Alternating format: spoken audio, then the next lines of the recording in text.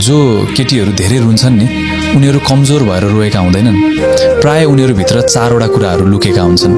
पहिलो, उनीहरूको मन अरूको भन्दा अलि बढी नै कोमल हुन्छ। त्यसैले सानो सानो कुराले पनि उनीहरूको छिट्टै चित्त दुख्छ। तपाईको नमिठो बोली, तपाईको नराम्रो व्यवहार वा गरेको व्यवस्थाले उनीहरूलाई गहिरो असर पार्न सक्छ। दोस्रो, उनीहरू धेरै ओभरथिङ्क गर्छन्, तर यो उनीहरूले जानी जानी गरेको हुँदैनन्।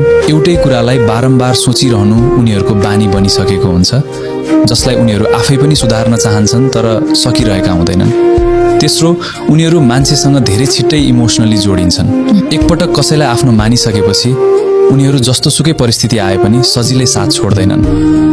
र चौथो, उनीहरू जो कोहीको अगाडि रुँदैनन्, उनीहरू चाहिँ त्यही व्यक्तिको अगाडि मात्र आँसु झार्छन् जसलाई उनीहरू सबैभन्दा धेरै माया र विश्वास गर्छन्, जसबाट उनीहरूलाई आशा हुन्छ कि म दुखी हुँदा यो मान्छेले मलाई बुझ्नेछ, फकाउनेछ र सम्हाल्नेछ।